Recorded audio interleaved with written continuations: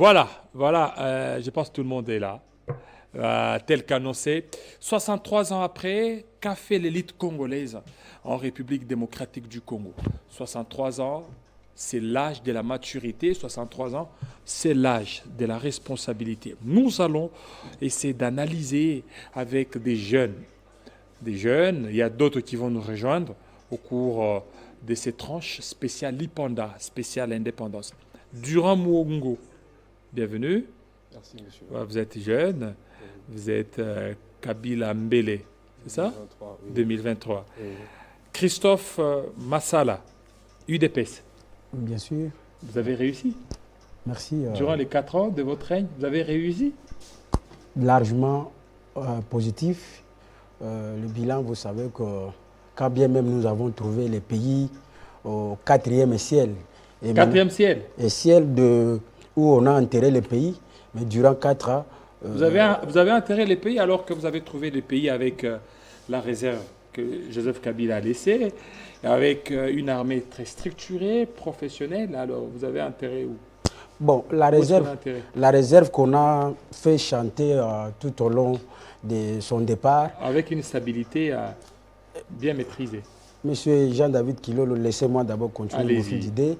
Je disais, les moments où nous avons trouvé, il y a eu l'instrumentalisation de ce qu'on appelle M23, qui n'a pas été totalement défait. Et il y a eu instrumentalisation? Oui, bien sûr. C'est ce que nous avons trouvé et c'est sur ça que nous avons pu engager les pays pour que nous retrouvions l'intégrité territoriale de notre pays. Voilà, Monsieur Faustin Simanga, bienvenue. Merci beaucoup pour votre invitation et bonne fête d'indépendance à vous et à tous les Congolais qui nous suivent. Voilà, bonne fête d'indépendance. Toujours en cravate rouge? Ça ne change pas. Ça ne change pas? Ouais. Mais d'ici là, Matata devra répondre à la justice.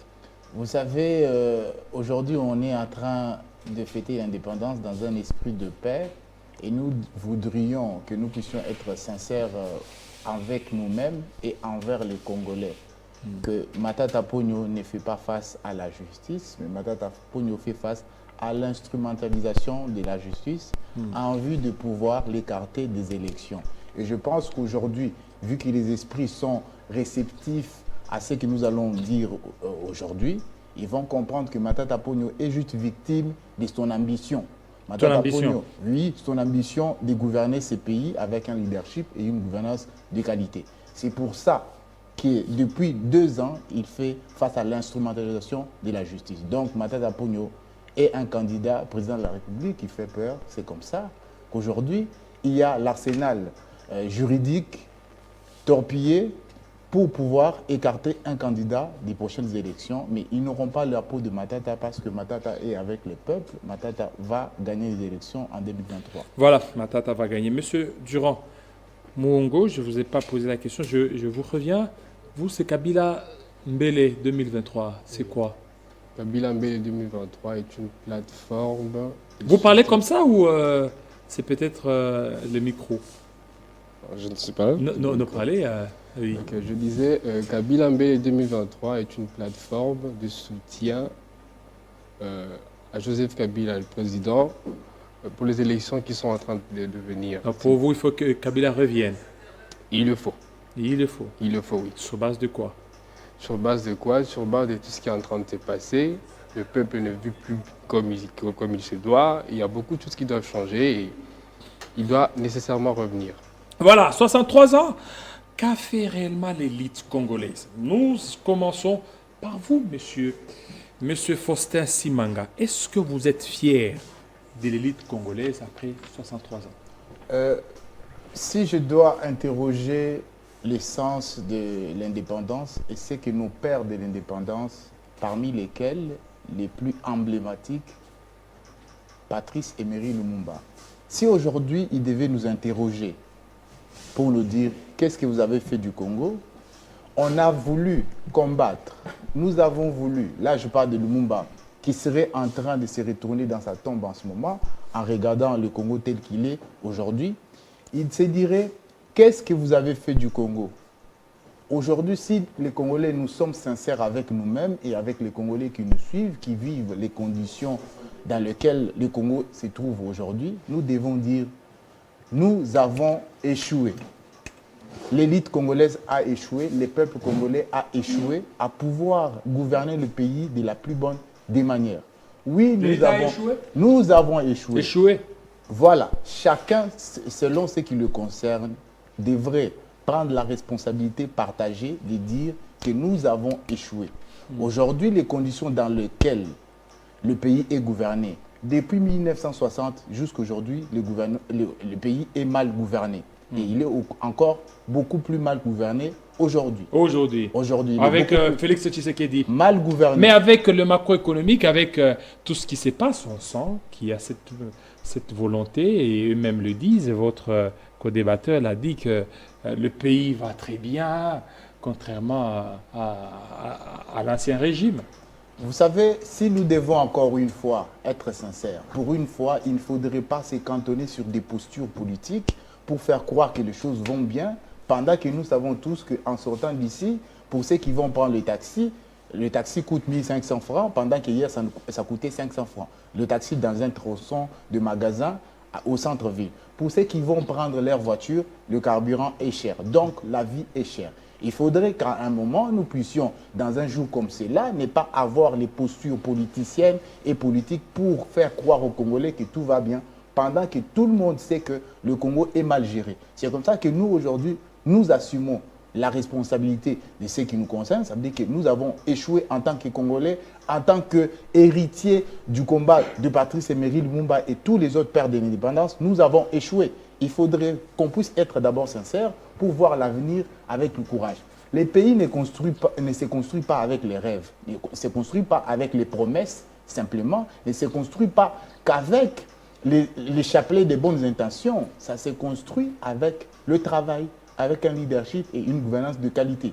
Et si on n'arrive pas à se rendre compte que c'est ça qu'il faut pour que la République démocratique du Congo puisse se relever du gouffre où il se trouve, nous allons continuer à chercher des boucs émissaires, nous allons continuer à dire aux Congolais que j'ai bien fait parce qu'en 18 ans, on avait mal fait. On va chercher à se justifier.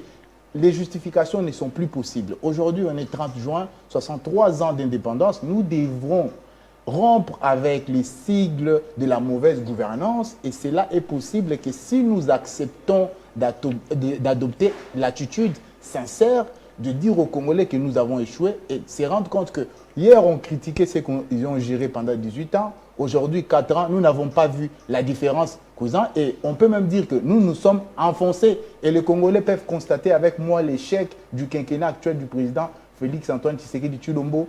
Et si il est sincère et que tous ses soutiens sont sincères, ils vont reculer, décider de pouvoir dire avec nous que le Congo, nous avons échoué, nous n'avons pas honoré Patrice Emery Lumumba, nous n'avons pas honoré nos pères d'indépendance. Voilà, Monsieur Christophe Massala, vous avez suivi votre co-débatteur.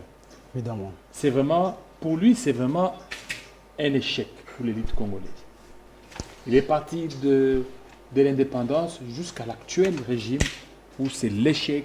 En plus, ce régime nous a encore enfoncé davantage.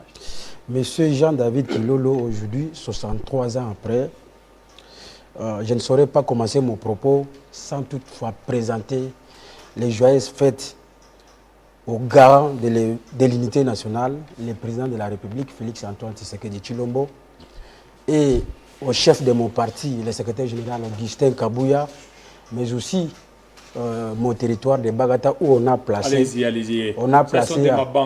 On a placé un écran pour nous suivre. On a placé un écran. Bien sûr, à au niveau de Bagata. Précisément au village Mukutu. Voilà, tous ceux qui sont là à Mukutu, Bagata, nous sommes des cœurs avec vous. Ilunga, Pasteur Lam. Alors, je disais, si j'ai entendu de mon co-débatteur plutôt dire que le cas Matata Mponyo, il s'agissait de l'instrumentalisation de la justice. Je voudrais ici demander, interpeller l'opinion. Non, avant que vous n'alliez là-bas, répondez d'abord à ma question. Sur les je reviens. Ce sont des choses que j'ai énumérées. Que Matata Mponyo faisait il fait peur. Fait peur, tout ça. Mais j'ai dit ceci, pour un homme sincère, quelqu'un qui a été dans un pays africain ici, qu'il est venu affronter la justice congolaise, même si on l'interpellait dans un, je dirais, tribunal de paix, pourquoi de ne pas répondre calmement pour donner aux Congolais la lumière? Tu as répondu à toutes les invitations. Permettre. Mais Il n'y a aucune invitation, il a séché. J'ai dit ceci. Aujourd'hui, la Cour constitutionnelle a déclaré qu'il était capable de pouvoir examiner les cas Mada Tamponio. Et Mada Tamponio s'est victimisé en disant parce qu'il était candidat président de la République ou quand l'affaire a commencé, où on a levé ses immunités, lui n'était pas encore déclaré. Mais il envoie ses acolytes à lui pour faire, je dirais, des raccordements frauduleux en disant que parce qu'il est candidat président de la République. Ça, c'est le premier fait. Le deuxième fait, il reconnaît que l'élite a échoué. Même son patron qu'il chante aujourd'hui, qu'il a fait pendant son mandat, qu'il a réussi, il a stabilisé, il a fait ceci, pendant que le projet des 1000 écoles qu'il a initié, on ne voit pas. Le projet qu'il a initié à Maluku ici, on voit l'université à Maniema. Vous voyez, il y a tant de choses comme ça. Mais je ne veux pas tomber sur son pied en disant que Félix Tshisekedi a échoué, tout ça. Je vous dis aujourd'hui, Félix Tshisekedi, avec l'état dans lequel il a trouvé ces pays. Dans quel état? J'ai dit M23.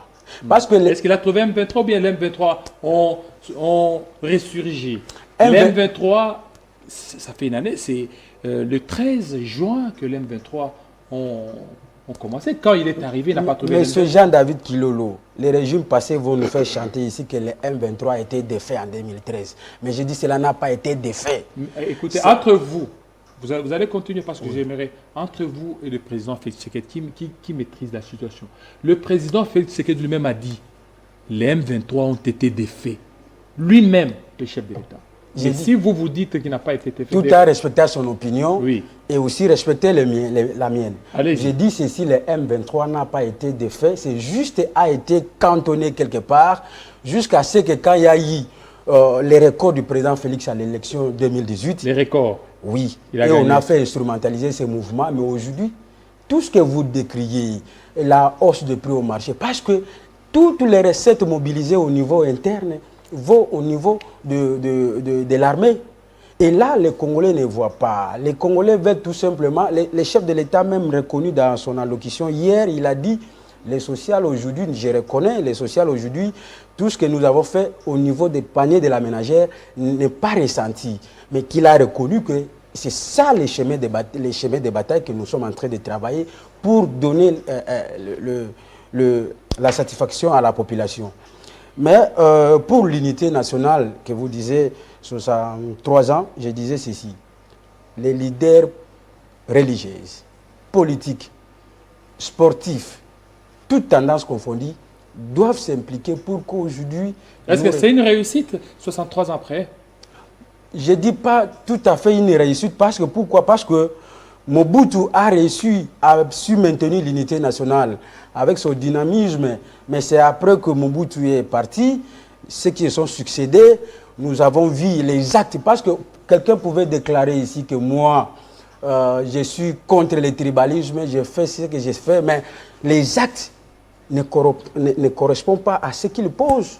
Ça signifie que les actes amplifient de plus en plus le tribalisme. Et c'est ce tribalisme-là que nous dénonçons. Et le tribalisme actuellement, vous ne sentez pas qu'il est devenu très prononcé, surtout avec Christophe Massal?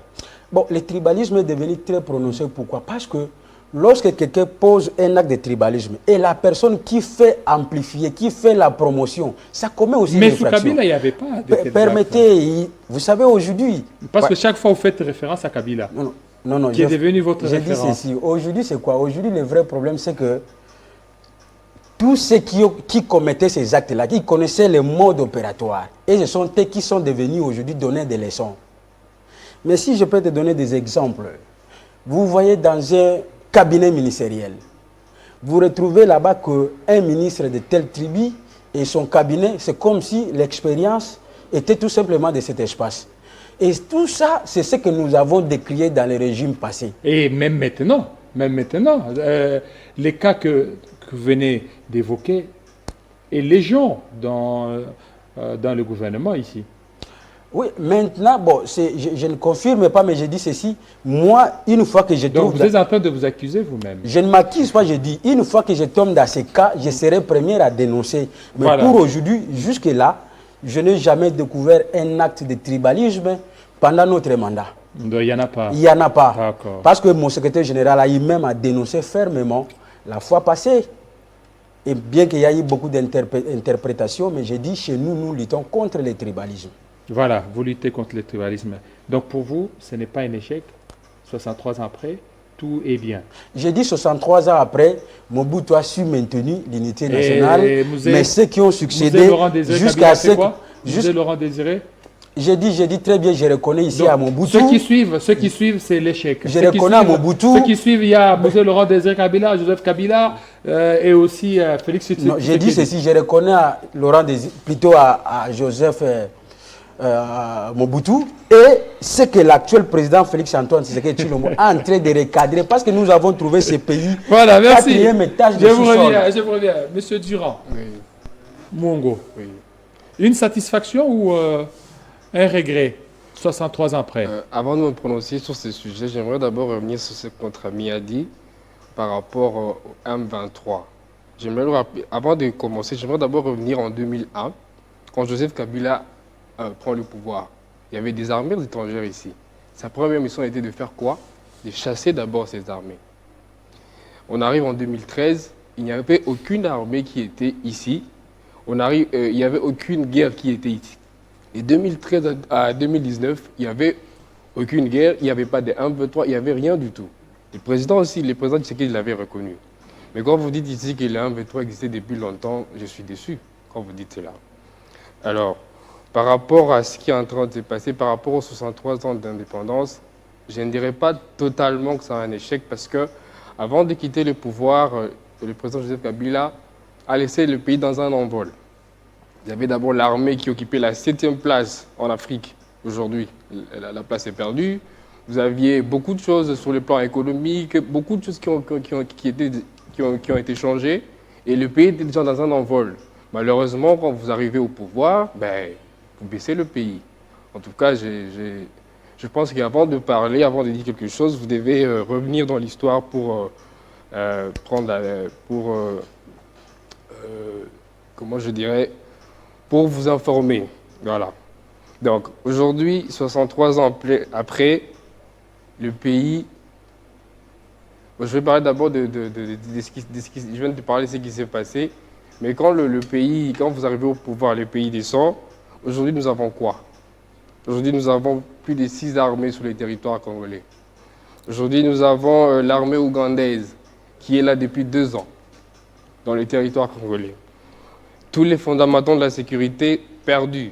Même la position, comme je viens de le dire, la position la 8e position de l'armée perdue. Et vous dites que le président a réussi en quoi? Parce que comme notre confrère l'a dit, la vie est chère. Kinshasa est devenir vivant, pas seulement Kinshasa. On va parler aussi du cas de Bunagana. Ça fait plus d'1 an aujourd'hui que Bunagana, il n'y a plus d'autorité de l'État là-bas. Les peuples sont en train de souffrir. Chaque jour, il y a des bilans. Chaque jour, il y a des gens qui sont en train de mourir. Vous dites que le président a réussi. En quoi? Donc, j'aimerais qu'avant qu'on évite d'abord comment je dirais, des appartenances politiques, on parle d'abord du peuple ici. Il y a des gens qui sont en train de mourir.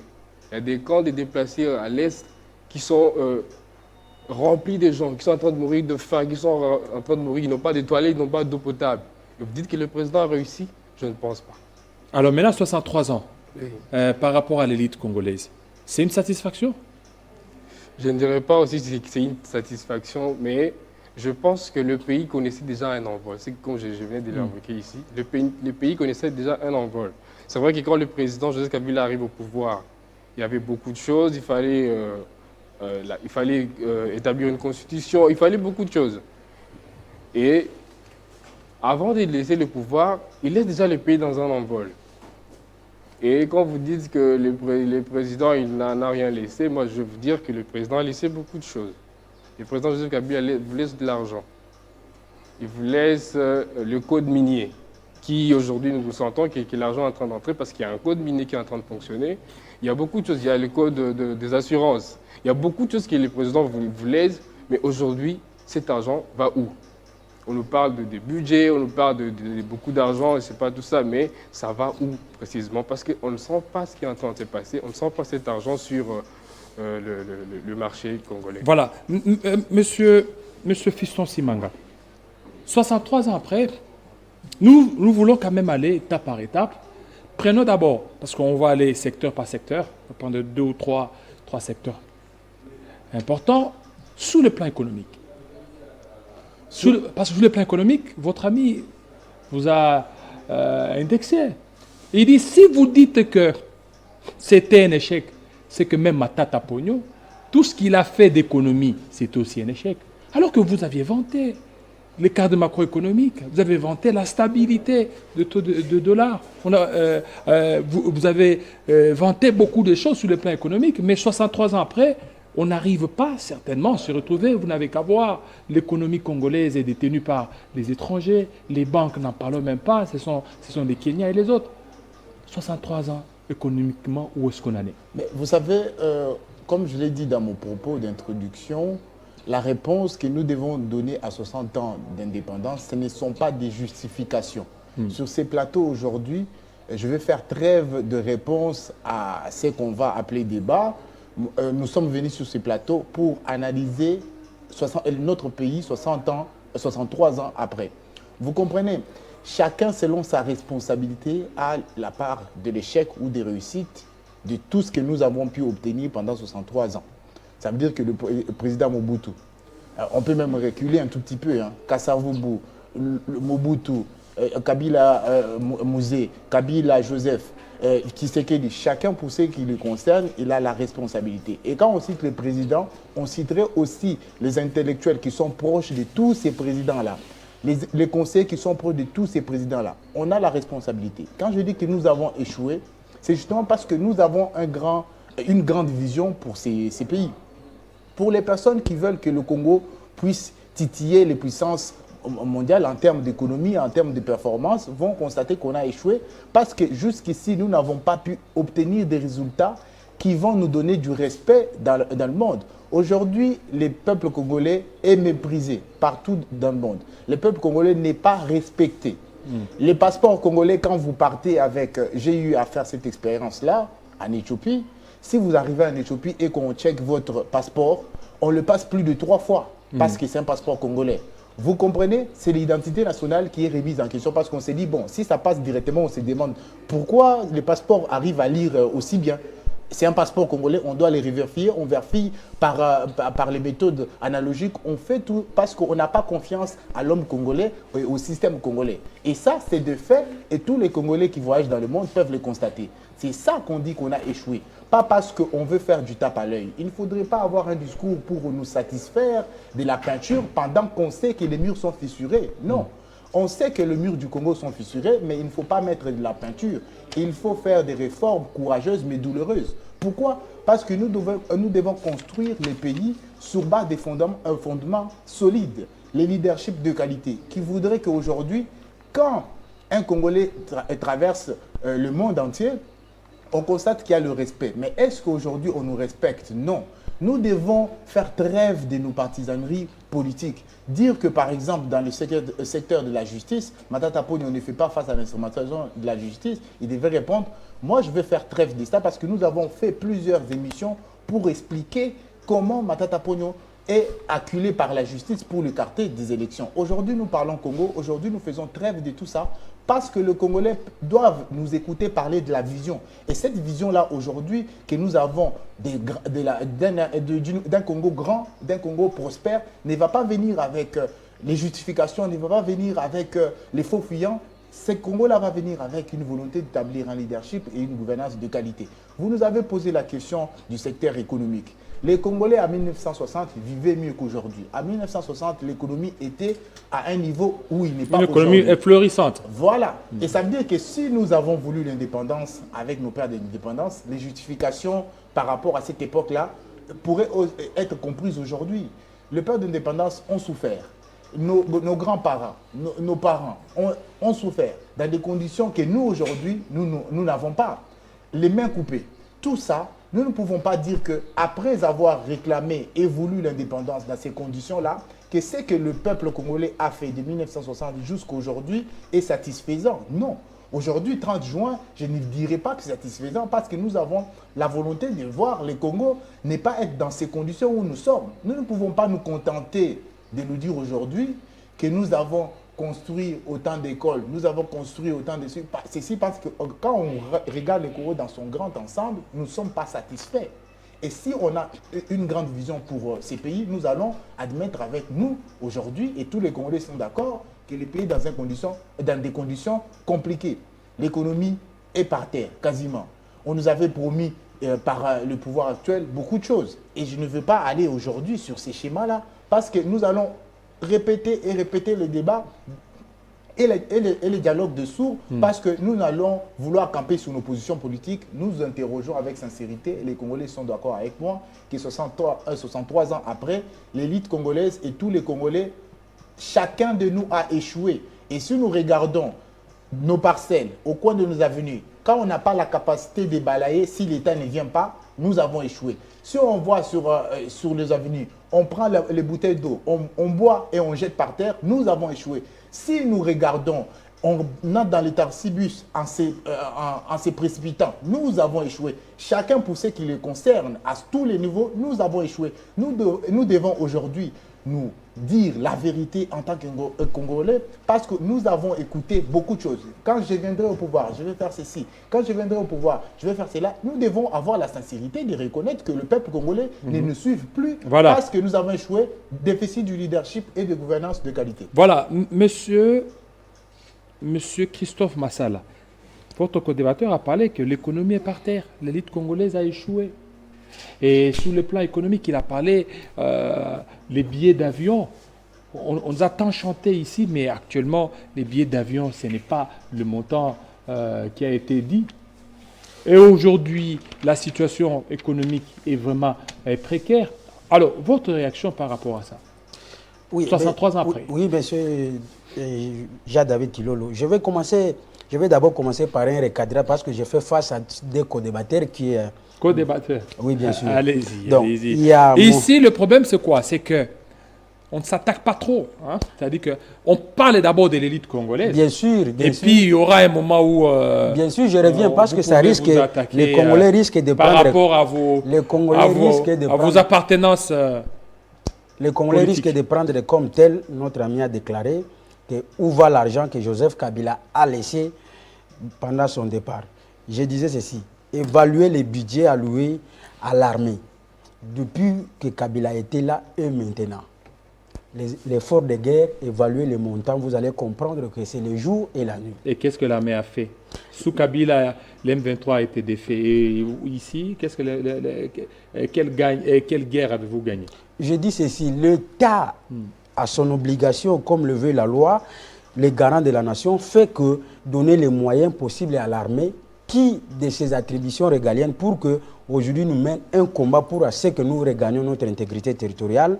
C'est pourquoi j'ai dit les moyens à l'époque où les régimes mettaient et actuellement c'est le jour et la nuit.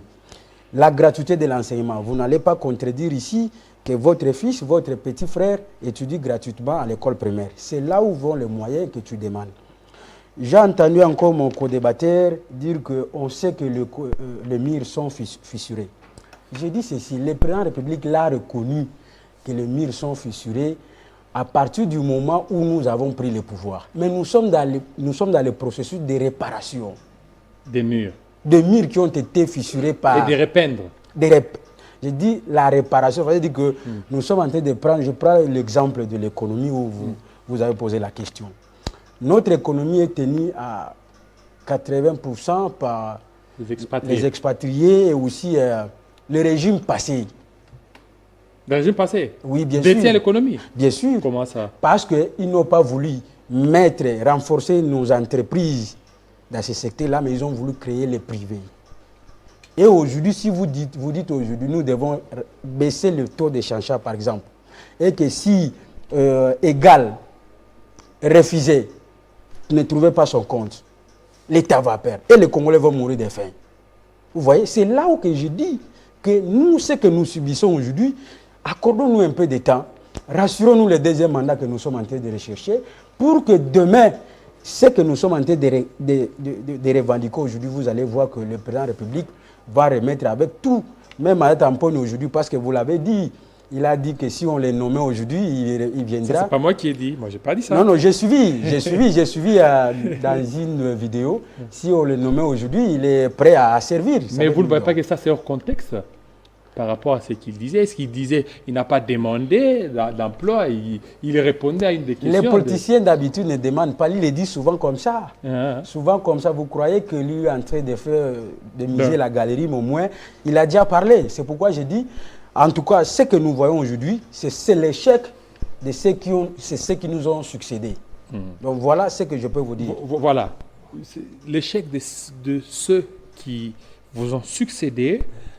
Monsieur Durand, l'échec, il parle de l'échec. Aujourd'hui, si l'économie est par terre, c'est l'échec de Matata Ponyo, c'est l'échec de ceux qui l'ont précédé. Il parle de l'échec économique, il est hors cadre. Parce que je venais à peine de dire ici que le pays marchait déjà bien avant de quitter le pouvoir. Comprenez? Quand vous vous dites que l'économie aujourd'hui est détenue par les pouvoirs passés, ça veut dire quoi?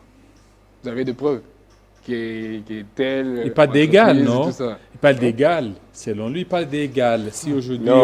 Non seulement égal... Égal représente combien de pourcents d'entreprises? J'ai dit égal, c'est l'échantillon. J'ai dit ceci.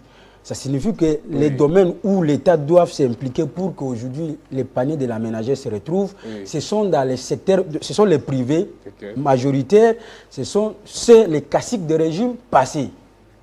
Non, vous venez de au détriment des entreprises de l'État. S'il vous plaît, je m'excuse. Vous venez de soulever que l'économie est détenue par le pouvoir passé. Vous avez des preuves. Vous venez de citer Égal. Égal représente combien de pourcents? Ou Égal appartient à qui? Vous connaissez le propriétaire d'Égal? Il appartient à qui pour dire qu'il est Égal Allez-y, économie, oui. L'économie, je viens de vous le dire ici. Si aujourd'hui, la RDC peut avoir de l'argent, si aujourd'hui, le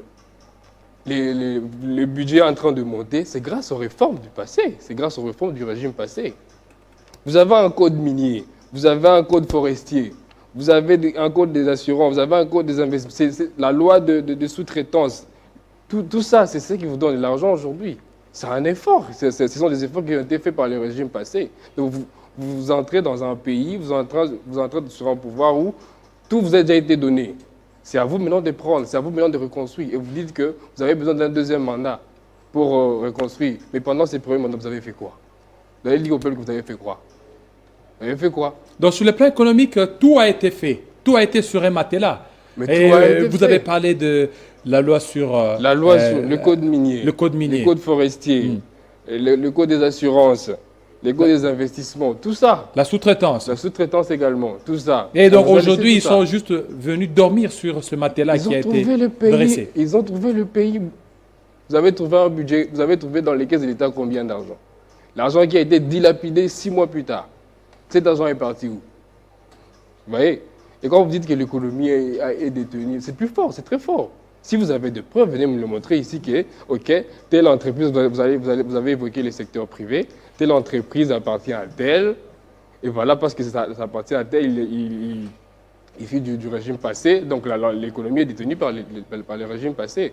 Je pense que ce n'est pas important de soulever des causes. Parce que quand diriger, c'est prévoir, diriger, c'est... on ne peut pas diriger en se plaignant tout le temps, vous voyez?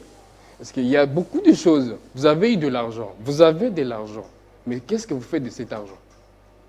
Parce que le peuple est en train de souffrir. Mais allez à l'Est, moi j'étais à Goma, allez à l'Est. Le peuple est en train de souffrir. Les gens sont en train de mourir tous les jours. Allez dans les camps, il faut voir comment les gens vivent.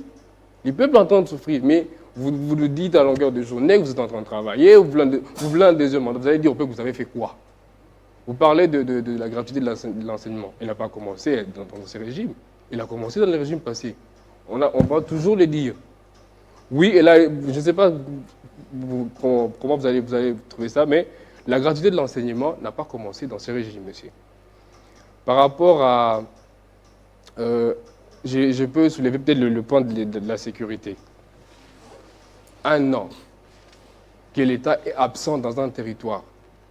1 an. Dans quel territoire? Bunagana. Bunagana. par exemple. Il n'y a pas que Bounagan, il y a d'autres territoires qui sont déjà partis. 1 an. Comment l'État est absent là-bas? Mais vous avez suivi Il y a les AC, non? Les AC, et il y a les AC et les FARDC qui sont là. Les AC et les FARDC qui sont là, mais aujourd'hui, l'armée ougandaise est en train de renforcer les 23, on le sait tous. Vous avez suivi le président Corneille Nangaa qui a parlé des Litouris.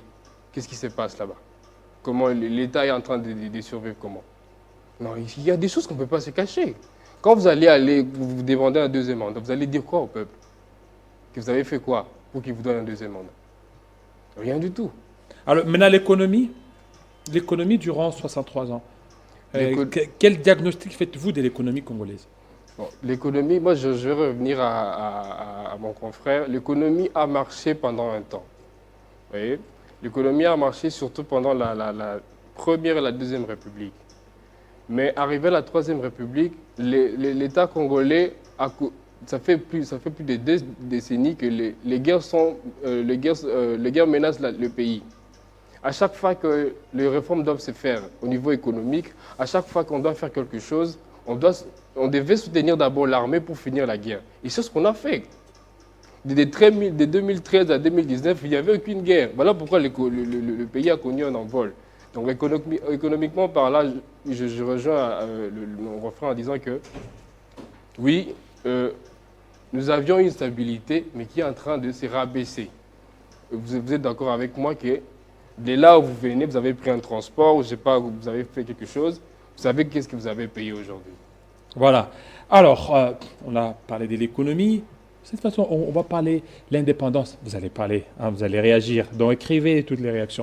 On va parler de l'indépendance politique. Et là, tout est permis. Hein, allez-y, parce qu'à l'indépendance politique, on voit beaucoup plus des individus. Matata Ponyo, Joseph Kabila, Félix Tshisekedi. Comment vous avez trouvé il y a, durant 63 ans, il y a l'alternance qui a été pacifique, mais déjà, les gens qui ont facilité cette alternance commencent beaucoup plus à regretter. Parce que ça n'a pas produit des signes, ça n'a pas produit des fruits tant attendus. Mais vous savez, indépendance politique, oui, c'est vrai, nous sommes indépendants. Nous avons l'action politique entre nos mains. C'est comme ça que nous avons la responsabilité, en étant indépendants politiquement, de gérer la sécurité, de gérer l'économie, gérer tous les secteurs de la vie de la nation, parce que nous sommes politiquement indépendants. Mais maintenant, la question devrait être posée. Comment nous utilisons cette indépendance politique, en interne, tout comme à l'externe? L'indépendance politique aujourd'hui, en interne, surtout sur cette période, il y a une certaine volonté d'écarter les candidats, une certaine volonté de pouvoir créer des boucs émissaires. Tout ça parce qu'on ne veut pas assumer sa responsabilité en tant qu'acteur politique dans l'échec cuisant de la nation. Vous remarquez que nous avons acquis beaucoup de choses en 63 ans en termes politiques.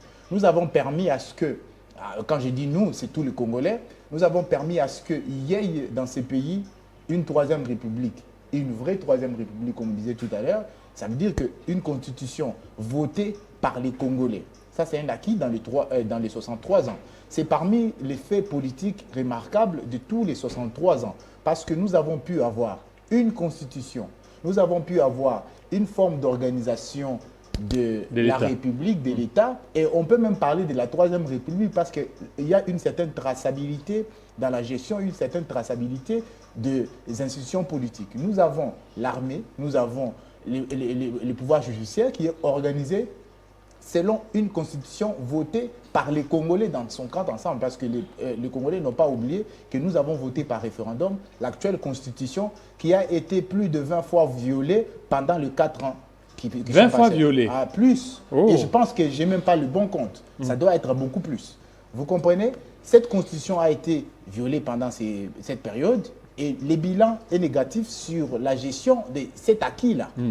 Constitution violée, constitution votée par les Congolais qui est torpillée dans tous les sens pour pouvoir écarter des candidats à l'élection, pour pouvoir arrêter. Et on nous dit même récemment que peu importe ce qu'on va en dire, il n'y aura pas de remords quand il s'agira de droits de l'homme et autres. Vous comprenez que là, les bâtons du pouvoir politique que nous avons acquis pour avoir l'indépendance est mal gérer aujourd'hui. Parce que le bâton de commandement se passe de main en main. Ça veut dire que tous les jours, dans chaque action que nous sommes en train de faire, nous appartenons à un collectif qui s'appelle le peuple congolais. Quand vous passez dans le taxi, vous passez ces bâtons de commandement. C'est comme ça que quand on vote un président de la République, on lui donne une part de notre légitimité pour qu'il puisse nous représenter. Et quand il nous représente, c'est parce que nous l'avons autorisé à nous représenter. C'est comme ça que dans les élections, on retire cette autorisation ou on l'accorde à nouveau. C'est même parce qu'on vient chanter que nous sommes responsables, donnez-nous un mandat. Non, c'est la responsabilité que chaque Congolais a donnée au président de la République à travers les urnes pour qu'on puisse le représenter. C'est ça l'essence même de l'indépendance politique. Si on a pu avoir cette possibilité-là de donner à un président de la République, de donner à un député notre possibilité, une possibilité pour qu'il puisse parler à notre nom, c'est justement les acquis de l'indépendance politique. Et vous comprenez là que nous devons prendre au sérieux cette autorisation-là, parce que nous avons autorisé le président de la République de pouvoir parler à notre nom. S'il peut aujourd'hui parler au nom du Congolais, parce que le peuple l'a autorisé et l'a donné un mandat, j'allais dire. C'est comme ça que le peuple est souverain. Vous comprenez? Ça, c'est de la politique, ça, c'est l'indépendance politique dont on doit parler. Aujourd'hui, comment c'est utilisé? De la plus mauvaise des manières, c'est comme ça que les personnes qui ont permis à ce qu'il y ait alternance, regrette aujourd'hui justement parce que la personne qu'on a légué le pouvoir n'arrive pas à satisfaire la capacité et la hauteur du pouvoir qu'il est censé avoir. Vous comprenez? Nous devons nous parler sincèrement, on est le 30 juin. Vous comprenez? C'est ça. Nous devons avoir la responsabilité. Et aujourd'hui, les Congolais qui ont voté le président de la République actuelle sont déboussolés par l'échec du quinquennat. Ils sont déboussolés. Pourquoi? La personne qu'on a légué le pouvoir n'a pas satisfait les attentes et n'a pas tenu ses promesses. Il a beaucoup de promesses non tenues. Allemagne d'Afrique. Et même si je dois citer le nombre de promesses, je vais faire un livre et j'aurai tome 5 de ces livres-là. Vous comprenez? C'est comme ça qu'il ne faudrait pas venir porter une casquette politique justement pour parler aux Congolais à tout va et dire que mon collaborateur a dit ceci, cela. Parlez-nous de vous. Parlez-nous de vos idées, parlez-nous de ce que vous êtes, parlez-nous de ce que vous êtes en tant que politique. Et nous allons comprendre que vous avez la hauteur nécessaire pour pouvoir mériter le pouvoir politique et l'indépendance politique que les Congolais ont acquis fermement par le prix du sang et, et le prix de beaucoup de choses. Vous comprenez? Il ne faudrait pas venir nous dire que tel a fait ceci, tel a fait cela, c'est des responsabilités politiques. Nous parlons là de l'indépendance politique. Et cette indépendance-là doit être assumée, évoluée. On doit léguer ou donner l'indépendance politique à un acteur politique que quand il répond à une certaine volonté du peuple. Et cette volonté-là s'exprime à travers un leadership de qualité. Et est-ce que les Congolais aujourd'hui sont fiers du qualité du leadership qui gouverne notre pays? Non.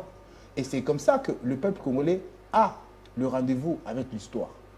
Le rendez-vous avec l'histoire, c'est en décembre 2023. Et ces rendez-vous-là, les Congolais vont aller dire non à la vie chère, non à l'insécurité, non, nous n'avons voté sous l'effet de l'illusion du peuple d'abord. Aujourd'hui, ils les reconnaissent que dans l'assiette des Congolais, il n'y a pas grand-chose. Il y a l'illusion qui a été vendue. Aujourd'hui, nous allons, en tant que Congolais, en tant que peuple congolais, retirer cette possibilité au président de la République de parler à notre nom. Monsieur Christophe Massala, l'indépendance politique, une constitution qui a été plusieurs fois violée. L'indépendance politique, la personne à qui on a légué le pouvoir pacifiquement, mais il y a maintenant des regrets. Votre réaction? C'est pour la première fois que je suis tout à fait d'accord avec lui.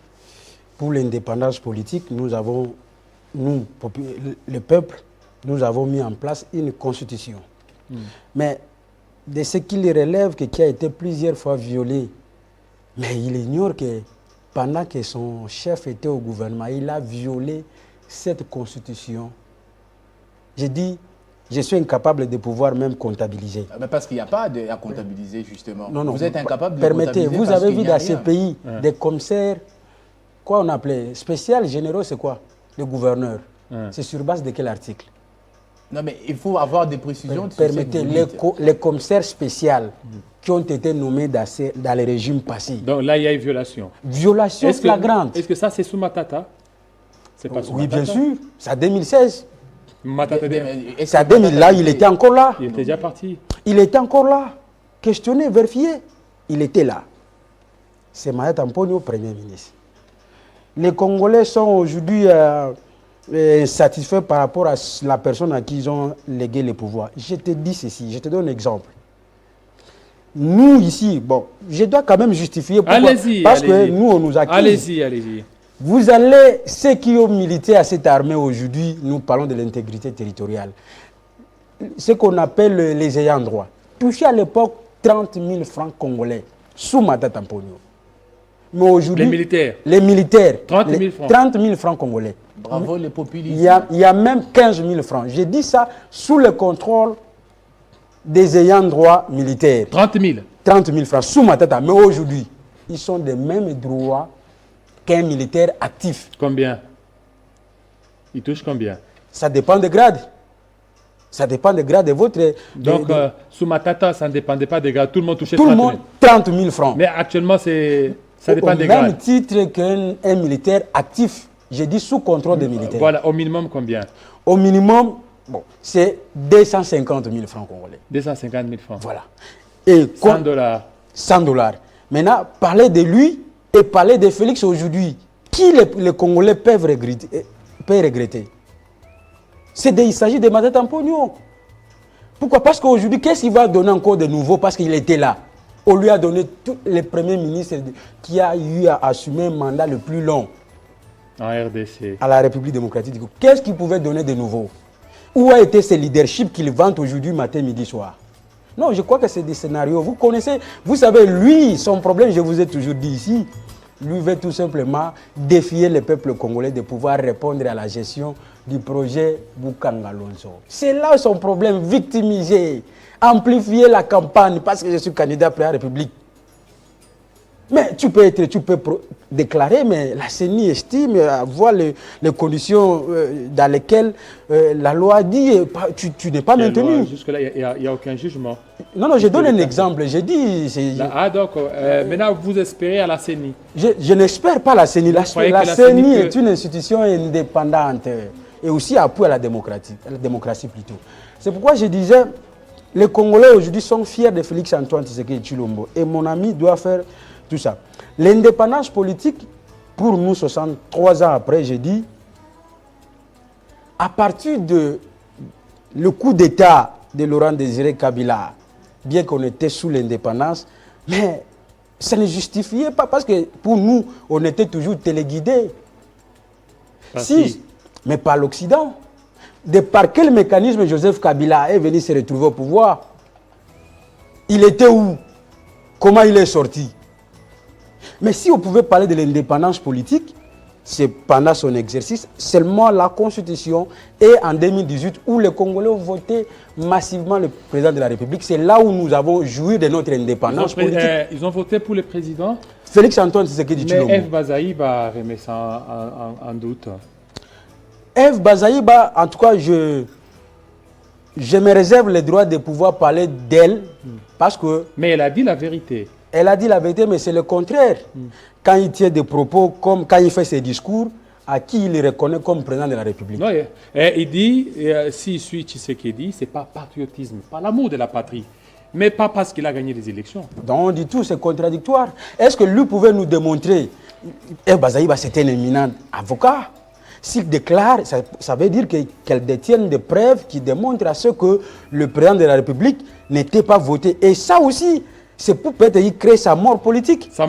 Oui, bien sûr, parce que les Congolais, vous savez que le président de la République a comme circonscription électorale la République démocratique du Congo. Et donc, même son territoire peut l'haïr. Voyez? Voilà, ça peut l'haïr. Monsieur Faustin, Monsieur Durand Mwongo, par rapport à l'indépendance politique, je pense que ça c'est le dernier tour de table, puis chacun de nous va donner un dernier mot pour terminer. Voilà, allez-y. Merci. Par rapport à l'indépendance politique, je pense que on a perdu cette indépendance politique. On a perdu l'indépendance politique. On l'a perdu. Pourquoi je dis ça? Aujourd'hui, nous vivons dans un pays où il y a des endroits où une monnaie étrangère est en train de circuler, et pas le franc congolais. Une monnaie étrangère. Une monnaie étrangère. Nous vivons dans un état où Tellement de choses sont en train de se passer. Un État où 6 armées étrangères sont sur son territoire. Ce n'est pas de l'indépendance politique. Nous vivons dans un État où on nous parle d'un état de siège. Jamais dans le monde, je n'ai entendu parler d'un état de siège qui a fait 2 ans. Jamais. Et cet état de siège, les partis qui sont gérés par l'armée, ce sont les partis les plus touchés. C'est quoi le bilan de cet état de siège? Et vous voulez parler de l'indépendance politique? Il n'y a pas d'indépendance politique. On doit parler de... c'est que les Congolais doivent savoir aujourd'hui, c'est ce qui est en train de se passer. Et il y a les regrets par rapport à la passation civilisée de pouvoir. Ouais, c'est un regret. Il y a un regret. Je vais souligner ici nous avions donné un pays qui avait déjà tout, mais qui a déjà perdu tout. Vous comprenez? Il y a un regret. Aujourd'hui, on ne va pas se mentir, la RDC est en train de partir. La RDC est en train de partir. Parce que si l'État ne veut pas contrôler des territoires, mais on parle de quelle indépendance politique? Voilà, merci beaucoup. Alors, juste quelques secondes, parce qu'on termine d'ici là, ça sera la minute info en langue. Quelques secondes, je vous donne 30 secondes, et puis on va terminer. Faustin Simanga, 30 secondes, indépendance, 63 ans après. En tout cas, encore une fois, bonne fête d'indépendance, très chers Congolais. Bonne fête d'indépendance à tous les Congolais. Nous ne sommes pas alarmistes en disant que nous avons tous collectivement échoué en tant que peuple congolais pour gérer ces pays. Nous voulons juste rétablir la vérité avec un leadership de qualité. Et c'est ce leadership-là qui va permettre à ce que nous puissions faire décoller notre pays vers le développement. Et cela est possible que dans la sincérité, dans le travail et dans une clarté permanente. Voilà. Donc, merci beaucoup pour votre invitation. Merci. 30 secondes, monsieur Christophe Massa. Bonne fête de l'indépendance à toute la population congolaise, particulièrement celle de la province du Kwilu, où vous savez, le président de la République a même abordé des questions liées aux élections. Et pour relever tout ce que nous avons décrié ici, c'est parce qu'il y a ceux-là ont échoué pendant les régimes passés. Mais Félix-Antoine Tshisekedi va faire ses hommes où nous sommes partie prenante aux élections, nous gênent. Ça veut dire que pour éclairer et réparer ce que les LGD et les autres ont embrouillé. Merci, monsieur Durand Mwongo. 30 secondes pour terminer. Merci. Pour cette indépendance, je n'ai qu'un seul message à donner au peuple. Soyons du bon côté de l'histoire. Soyons du côté du peuple qui est en train de souffrir. Côté des lieux sacrés. Bien sûr. Soyons du côté du peuple qui est en train de souffrir. Soyons du côté de la résistance. Le peuple est en train de souffrir. La résistance, c'est quoi? C'est s'allier à ce peuple qui est en train de périr tous les jours. C'est s'allier à cette souffrance que le peuple vit tous les jours. Alors, chers compatriotes, soyons du bon côté de l'histoire, soyons du côté de Joseph Kabila. Je vous remercie. Voilà, merci. 63 ans après, joyeuse fête d'indépendance à tous et à toutes. Restez branchés sur Télé 50. À très bientôt.